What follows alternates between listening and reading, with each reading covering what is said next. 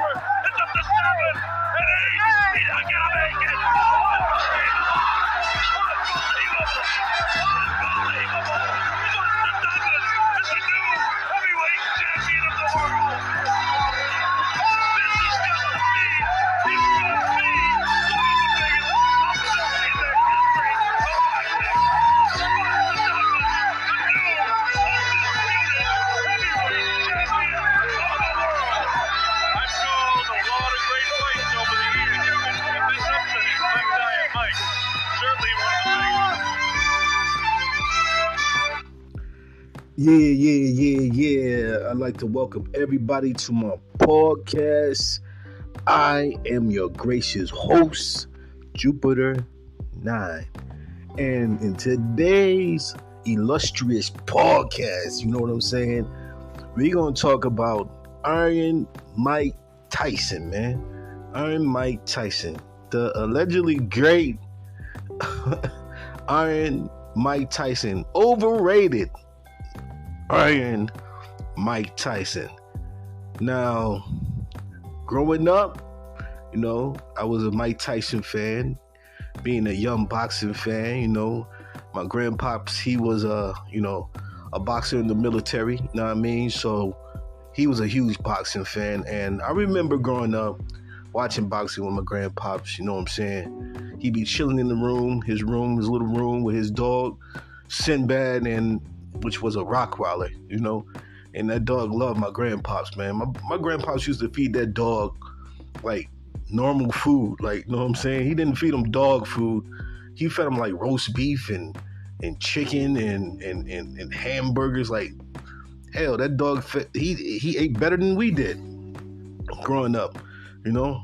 And when my grandpops passed away in 93, 92 or something like that, you know, my grandmom's, like, she would try to feed him dog food, and he'd be looking at that stuff like, yo, what is this? I don't know what this is. Like, the dog really didn't know what regular dog food was. Know what I mean? Like, he would look at it like dog food, like, what is this? I'm supposed to eat this? Like, you know what I'm saying? Where's my roast beef? Where's my chicken? Where's my pork? Like, you know what I'm saying? Because, like I said, my grandpops didn't treat him like any, like, normal dog, so he would get stuff like cereal and Fruit Loops and cornflakes, and I'm not even sure that stuff is even good for dogs, like cereal and all that cornflakes and all that type of stuff, But anyway, so I grew up a boxing fan. Still am a boxing fan. Not like I used to be boxing. Like I say, sports overall is not what it used to be, man. Like, know what I'm saying? Like, there used to be a genuine love for the sport that a lot of athletes would play back in the day. Like a lot of the athlete stars from back in the day genuinely love what they did, and you can see it on the field. Like, they didn't do it just for the money; they did it for the love of the sport, and that's what I think is missing from a lot of the athletes today. They don't genuinely love the sport; they're just doing it for a check. You know what I'm saying? They're just doing it for a check, and that can take away from like a lot of your passion if you don't really genuinely love the sport. There are some players that still come into, football, basketball, boxing that genuinely love their sport that they do. They love what they do. And it's very few in between now because of, the salaries that a lot of these athletes are making now, in football, they're getting outrageous salaries now, and baseball, they always had outrageous salaries, you know what I'm saying? But I'm not really a baseball fan all too much like that. I am a Mets fan. I will catch a Mets game here and there, if a Mets game is on. But I didn't grow up in that era where, baseball was the thing over everything else. You know what I'm saying? That was like my grandpop's era, you know what I mean? And he loved baseball, you know what I'm saying? So, being a boxing fan growing up, you know what I'm saying? Watching Iron Mike knock every dude out, you know what I'm saying? He's a young kid, won the championship at 19 years old or something like that. Knocking grown-ass men out, you know what I'm saying? It was very, very, it's very interesting, and it was very, very exciting to see that. Like, man, this guy, young as hell, just, cleaning up floor with these boxers, But as you get older, you get smarter. And now that I'm 45, when Mike Tyson was doing this thing in the 80s, I was 11, 12 or something like that. So I didn't really get the gist of, what he was doing and how, if it was special or not, you know what I'm saying? So me being 45 now and looking back on his career, I'm like, damn, did he really honestly fight anybody to get that title of being one of the greats? And you look back on his career and you like, he didn't really fight nobody, man. If you really, really look at it, like, he didn't fight nobody like a Muhammad Ali in his era. He didn't fight nobody like a Frazier in his era. He didn't even fight nobody like George Foreman in his era. And I truly believe that if George Foreman was in Tyson's era, that George Foreman would knock his head off. I think George Foreman would easily beat Mike Tyson, you know what I'm saying, in a boxing match. And I'm just being dead ass right now. Like, George Foreman would easily beat Mike Tyson. Foreman in his prime and Mike Tyson's prime, I'll take Foreman over Tyson any day. Why? Because Mike Tyson had an issue with guys with long reach that was bigger than him at times, you know what I'm saying? And he had an issue with people who had a little bit of defense. And that's what happened with, when he fought Lennox Lewis. Lennox Lewis used his reach and size on Mike, and even people say, oh, well, Tyson was past his prime. Well, shit, Lennox Lewis was past his prime as well. When he fought Lennox Lewis was not in his prime when he fought Lennox Lewis. You know what I'm saying? The same goes with Evander Holyfield. Evander Holyfield, at the time when he fought Tyson, you can say Tyson was beyond his prime when he fought Evander Holyfield. Well, I mean, Evander Holyfield was past his prime when he fought Tyson. So that's not an excuse. That's not an excuse at all.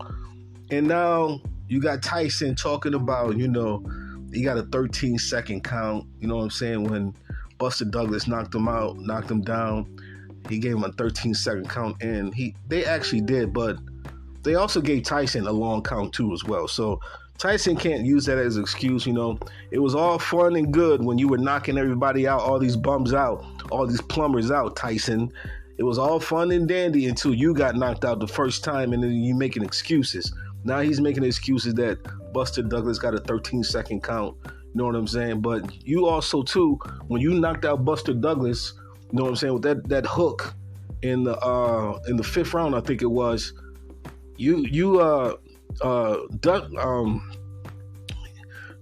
Douglas got a when you got knocked out in the 8th round, you got a 13-second count as well. So you can just void that out, Tyson. But people are too quick to give people the title of great when they're really not. You know what I mean? When he fought Evander Holyfield, he bit his ear off out of frustration because he didn't know how to get to Evander Holyfield. You know what I'm saying? Because Evander Holyfield had good defense. And he had a good offense as well. He had a good counter offense. So, you know, people want to give Tyson this title of being one of the greats. I don't think so. I think, like I said, I think George Foreman would George Foreman would knock him out, beat Tyson easily. Easily would have beat Tyson. You know what I'm saying? Easily. Muhammad Ali would have destroyed Tyson. Muhammad Ali was just too fast, too quick on his feet, and Muhammad Ali could take a punch. And now that I'm looking back on it, Tyson really didn't have a solid jaw. Like, he was easily knocked down. You know what I'm saying? But I'm going to show and prove that he fought a bunch of bums. He didn't fight nobody. Tyson didn't fight nobody. You know what I'm saying? He did not fight nobody. He had a total of fights. He had a total of 58 fights. You know what I'm saying? Total 58 fights. He won 50 fights, lost 6 fights, and 2 with no contest. Okay. Total title wins is 6. Okay, that's cool. Title defense is 9. Total fights, KO wins 10. And total losses VA knockout 5. He had a total of 44 KO wins. You know what I'm saying? But again, he was fighting a bunch of over the hill champions and a bunch of bums, a bunch of like nobodies.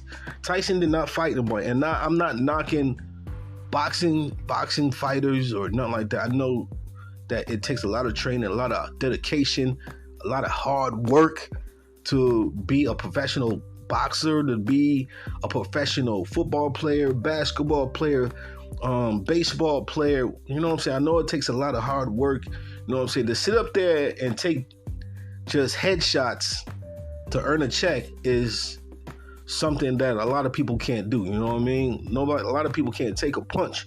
So I'm not sitting up here knocking Tyson. You know what I'm saying? Not saying he was a total complete trash, but I think that people are overlooking the fact that in Tyson's era, he didn't fight nobody. And when he got to Lennox Lewis, you know what I'm saying? Lennox Lewis destroyed him. Lennox Lewis destroyed him. Lennox Lewis wanted to fight Tyson forever, man. Lennox wanted to fight him forever, and Evander Holyfield wanted to fight Tyson forever. And he kept ducking. He kept ducking those two. He said he wasn't ducking, but he was ducking those two. You know what I mean? And, you know, by the time he got to Lennox Lewis, Lennox Lewis destroyed him. Destroyed him.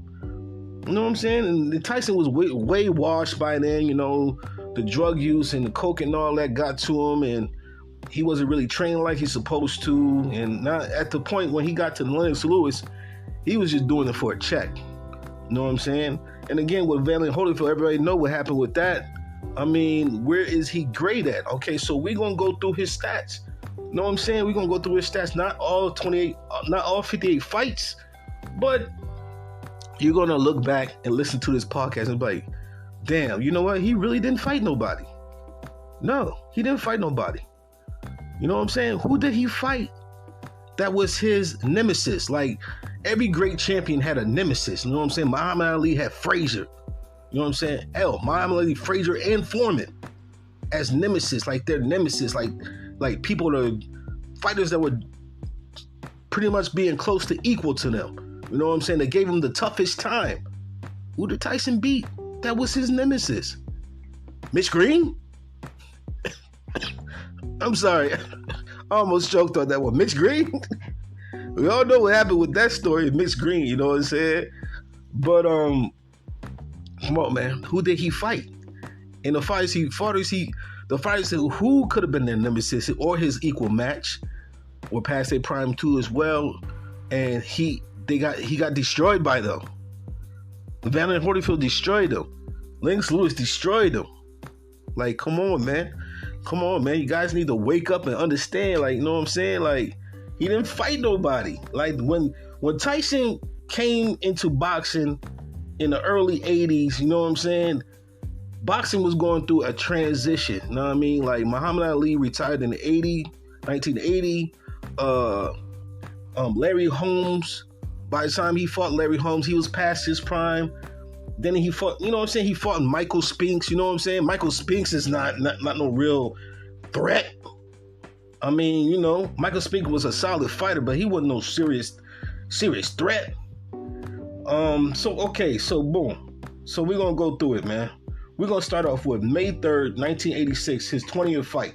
I'm not going to go through all of them. I'm going to go through most of them, man. James Tillis, he won that fight. Unanimous decision. Then the 21st fight, May 20th, 1986, he fought Mitch Green. He won that fight, unanimous decision. You know what I'm saying? And then the 22nd fight, June 13th, 1986, he fought Reggie Gross. He wins the fight, TKO first round. Like, okay, who's Mitch Green? Okay, who's Reggie Gross? And I know he's on the climb to, you know what I'm saying, getting a title fight. So boom. So we're gonna keep going. All right. Nobody's there so far, right? Nobody that you can say, oh man, that was a tough fight.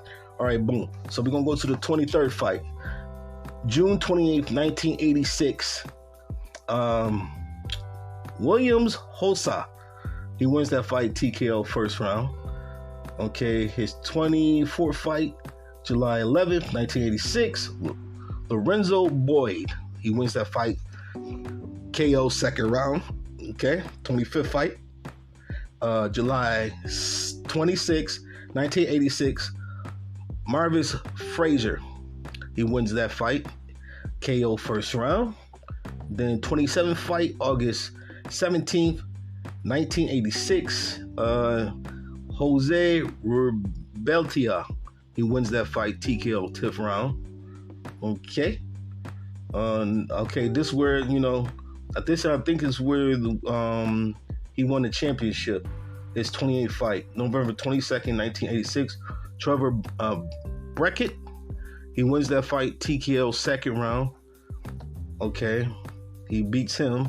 You know what I'm saying? He was a solid fighter, but he wasn't like a Joe Frazier or anything like that. You know what I'm saying?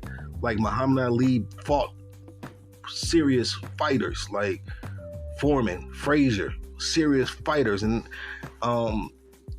who else? Ken Norton. I can go on and on and on about the fighters he fought.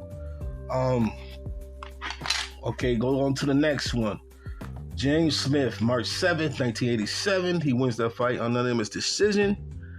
What else? Let's see. Then he goes to number 30, May 30th, 1987. Plinken Thomas wins that fight, TKO 6th round. August 1st, 1987. Tony Tucker wins that fight, unanimous decision. And October 16th, 1987. Terrell Biggs wins, TKO 7th round. Boom, there we go. Number 33, January 22nd, 1988. Larry Holmes, he wins that fight, TKO 4th round. And this is the fight where he wanted to give back at Larry Holmes for what he did to Muhammad Ali. And when Muhammad Ali was towards the end of his career, he wanted to get back at Larry Holmes. That was because Tyson was a big Muhammad Ali fan growing up, and he said he never liked what Larry Holmes did to Muhammad Ali in that fight. But I mean, Muhammad Ali took the fight, so you know. But Larry Holmes pretty much like punished Muhammad Ali in that fight, knowing that Muhammad Ali, you know, didn't have nothing left in the tank. You know what I'm saying?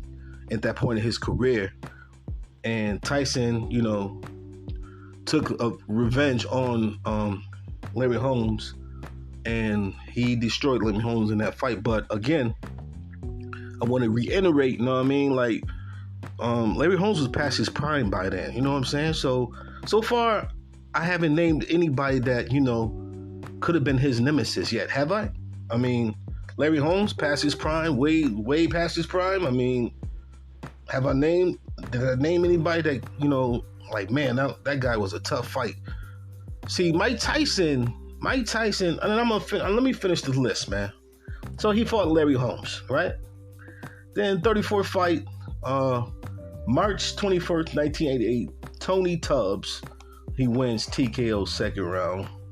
Tony Tubbs was a solid fighter, but he wasn't no Frazier. Okay, February 25th, 1989, Frank Bruno, solid fighter, but he wasn't no, nemesis type fighter that, could be a thorn in his side, in Tyson's side, you know what I'm saying? Wins the fight, TKO fifth round. Then June 21st, 1989, 37 fight, Carl Williams wins the fight, TKO first round. And then the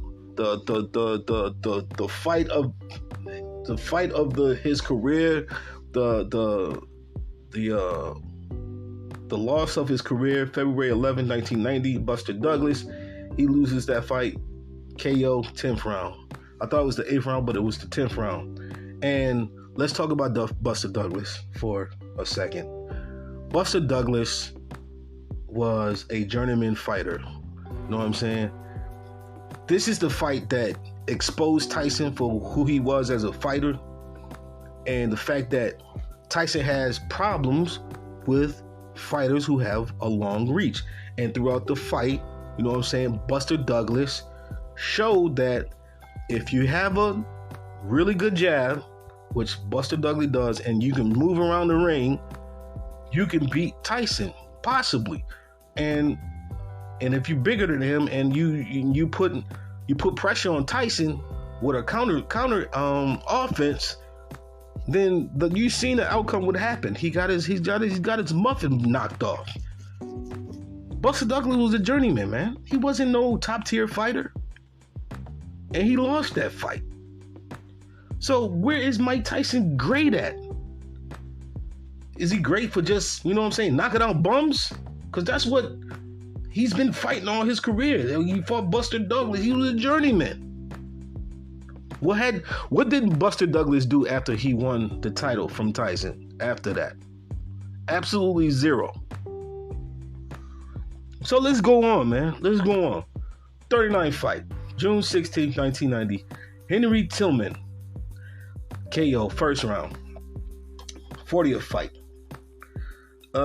December 8th, 1990. Alex Stewart wins TKO first round. March 18th, 1991. Donovan Roddick, that's Razor Roddick. He wins TKO 7th round. Then he fights him again in a rematch, June 28th, 1991. Donovan Roddick, he wins unanimous decision. And then, Donovan Roddick, solid fighter, but not no top tier. Not no top tier, man. Tyson don't fight a top tier fighter until way in his career. So let's keep going, man. I'm going to show you guys. Number 43, August 19th, 1995, Peter Neely wins the fight, DQ. I don't know what that means. Disqualified? I don't know. 44th fight, December 16th, 1995, Buster Mathis Jr. wins the fight, KO third round. All right, 45th fight, March 16th, 1996. Frank Bruno, solid fighter, but not no top tier. Wins the fight, TKO third round. September 7th, 1996. Bruce Seldon wins the fight, TKO first round. Solid fighter, but not top tier. He doesn't fight a top tier fighter until June 9th, 1996. Evander Holyfield loses TKO 11th round. Then he fights him again. And he gets TKO in the 11th round, the first one. And then he fights him the next year, June 28th, 1997. Evander Holyfield, he loses disqualified for, the biting of the ear and the whole nine. He loses. So I'm gonna keep going to prove my point, man. 49th fight, January 16, 1999. Francisco Bota wins the fight, 5th round KO. October 23rd, 1999. Orlin Norris. I don't know what NC means. I don't think they fought that fight. January 29, 2000. Julius Francis wins the fight, TKO 2nd round. June 24, 2000. Luz Salvarendez wins the fight, TKO 1st round. October 20th, 2000. Andrew Galata, I'm sorry. NCRTD3, I don't know what that means. I think, you know what I think happened in that fight? I think I watched that fight. I think he kept hitting him with low blows, Andrew Galata, because Galata was known for being a dirty fighter. At the time, Galata could have been a champion fighter. Galata was really good, but he could not stop himself from hitting below the belt and being a dirty fighter. And it came to the point to where, you know, he couldn't fight no more. You know what I'm saying? Because he was just, you know, I remember when he fought Riddick Bowe and he was doing the same thing, hitting below the belt. So I think he got disqualified in that fight too as well, in the 3rd round or something like that, if I can remember. But October 13, 2001, Brian Nelson wins the fight, RTD 6th round. Then he fights a top-tier fighter. June 8th, 2002, Lennox Lewis loses, KO 8th round. I mean, come on, man. Mike Tyson is so overrated. February 22nd, 2003, Clifford Inez wins the fight, KO 1st round, and he wins. And then he goes July 30th, 2004. Danny Williams loses, KO 4th round. Who's Danny Williams? He's towards the end of his career, and he's old, slow, and, you know, the drug use has slowed him down, so he can't really do nothing. June 11, 2005, Kevin McBride loses the fight, RTD 6th round. So there you have it. That's Mike Tyson's career in a nutshell. I mean, he didn't fight anybody, guys. I mean, I'm sorry to bust your bubble. He's the most overrated fighter that I ever seen. Yes. Joe Frazier don't even get the recognition that he needs. You know what I'm saying? Joe Frazier is one of the greatest fighters that ever fought, man. And he don't get the recognition that he deserves, man. People just love jumping on this Tyson bandwagon because he was knocking out plumbers and principals, and you know what I'm saying, and truck drivers. Like, he didn't fight nobody. And then when he did fight a top tier fighter that was past his prime, other than, you know, Larry Holmes, he got his muffin knocked off, or he bit off their ear. Like, come on, guys. Come on. You guys got to think. Guys got to look at who he fought. You know what I'm saying? And, you know, again, boxing too is still dominated by the mob and stuff like that. So, you know, beginning his career, a lot of those fights, people were taking dives to get a bigger payday. So honestly, did Tyson really have all those knockouts? You know, boxing early on was, you know, corrupted and rigged and controlled by the mob early on. You know what I'm saying? So how many of those fights really did he win early on in his career? How many of those fights did he really knock out early on in his career? Well, a lot of those fighters taking dives to get a bigger payday, or you just don't know, man, because like I said, early on in his boxing career, the mob had their hands all in boxing at that time. You know what I'm saying? So, you know, some of those early fights could have been dives, man. Who knows? But as far as like his reign as champion, I mean, he didn't fight nobody. He fought a lot of nobodies. You know what I'm saying? And then when he got to the fighters who kind of matched him in skill somewhat, top tier, he got his head knocked off. So I want you guys just to, you know, think about, you know, really sit down and think about, you know what I'm saying? That's why when somebody say, oh, yo, Tyson, when he's in an interview or something like that, he say, you know, Tyson, you're one of the best, the greatest fighters, and he'll tell you himself, he's like, no, I'm not really one of the greatest fighters. I'm not the greatest fighter. He's like Muhammad Ali is, like, you know what I'm saying? He know he's not one of the top tier fighters. You know what I'm saying? He knows that. But people get so blinded by all the knockouts and him knocking out plumbers and all that. You know what I'm saying? He didn't really fight nobody. And when he did fight top tier fighters, he lost. He lost bad. So, yo, man, just think about it. If you want to look at these stats, you can go to the website. It's called www.materialbot.com. That's MARTIALBOT.com. Boxing/M/Mike-Tyson. And you can look at his stats from, you know, his boxing career and stuff like that.